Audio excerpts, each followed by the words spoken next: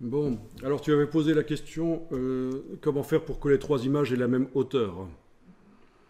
Bon, alors je vais les dissocier. Objet dissocié, ce sera quand même plus simple. Et puis éventuellement, je peux aller paramétrer. Donc c'est par exemple dire que la deuxième et la troisième doivent avoir la même hauteur que la première. Bon, je vais cliquer d'abord sur la première, je vais me renseigner, tiens, c'est quoi en hauteur ici? Je vais double-cliquer sur la valeur qui est là et la copier, CTRL-C. Puis je vais cliquer sur l'image suivante, sur le conteneur, pardon, pas le contenu, hein, et je vais aller coller à cet endroit-là. Donc double-clic, coller, et voilà. L'image suivante aussi, je la sélectionne, enfin en tout cas son conteneur. Je double-clique pour sélectionner sa hauteur actuelle. Je colle. Et voilà, elles ont toutes les trois la même hauteur maintenant.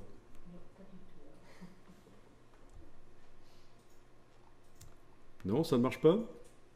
On va venir voir pourquoi ça ne marche pas. Bon, ça c'était le redimensionnement des blocs. Après, voilà ce que vous allez pouvoir faire. Vous faites un CTRL A et on va demander, tiens, InDesign, tu dois faire en sorte que l'image remplisse la totalité du bloc, que l'image soit vue en entier, sans être déformée. D'accord? Donc là, j'ai fait un CTRL A. Je vais dans Objet, Ajustement, Remplir le bloc proportionnellement. Objet, Ajustement, Remplir le bloc proportionnellement. Et voilà, les images remplissent les blocs sans se déformer. Donc ça veut dire que forcément, il y a une partie de chaque image qui déborde par la gauche ou la droite, ou par le haut et le bas, ça dépend. Les proportions de l'image et des blocs ici ne correspondent pas, donc forcément il y a une partie de l'image qui n'est pas visible, mais elle occupe un maximum du bloc sans se déformer. Elle n'a pas été écrasée dans un sens ou l'autre. Donc ça c'est en faisant un CTRL A et Objet, Ajustement, Remplir le bloc proportionnellement. Après, il faut ajuster manuellement. Par exemple ici, cette image, c'est inacceptable qu'elle soit cadrée comme ça. Donc je vais double-cliquer sur elle. Et avec la touche majuscule, je vais déplacer l'image dans son bloc. Voilà, là c'est mieux. Là, je double-clique sur celle-là. Avec la touche majuscule, je la déplace. Qu'est-ce qui est le mieux? Voir plus du décor ou voir plus de l'animal? Bon, ça c'est un truc à décider. Celle-ci, je peux la déplacer aussi. Voilà. Donc, le remplir proportionnellement, c'est pratique, mais après, ça demande des petits ajustements. Et parfois, ça dépasse par le haut et le bas, c'est tout à fait normal. Ça dépend si on a affaire à des images horizontales ou verticales. Donc, j'avais pas prévu de le voir maintenant, mais puisque on m'a demandé de faire trois blocs de la même hauteur, nous l'avons fait en allant chercher donc dans le premier bloc, en allant copier la hauteur là, puis en activant le deuxième bloc en allant coller, troisième bloc en allant coller aussi la hauteur. On a donc trois blocs de la même hauteur. Et les images, pour qu'elles remplissent les blocs, on a tout sélectionné, on est allé dans Objet, Ajustement, Remplir le bloc proportionnellement.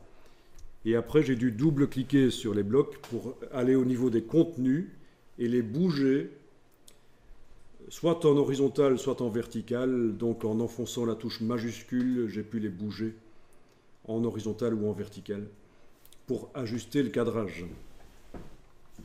Donc ici, il y a une partie, la gauche de l'image, qui est l'image bouge complètement, elle se décale.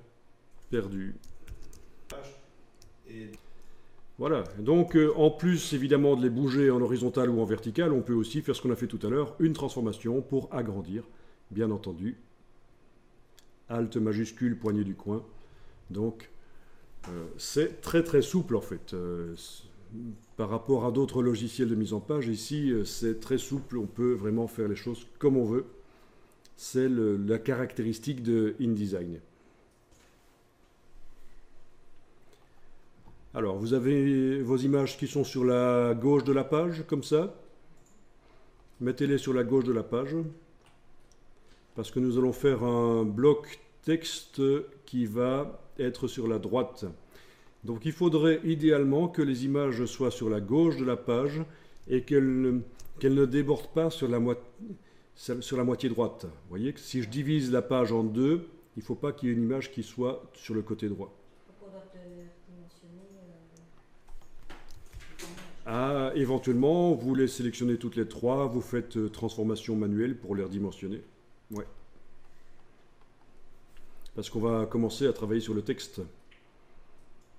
Parce qu'au niveau des images, je pense qu'on est quand même allé assez loin là.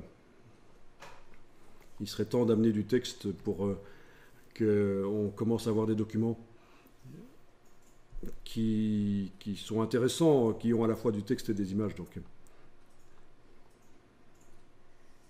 Alors, vous allez enregistrer le document parce qu'on ne l'a pas enregistré souvent.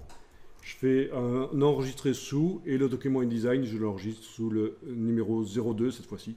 Je garde l'extension InDesign bien entendu, surtout sur PC, ça compte.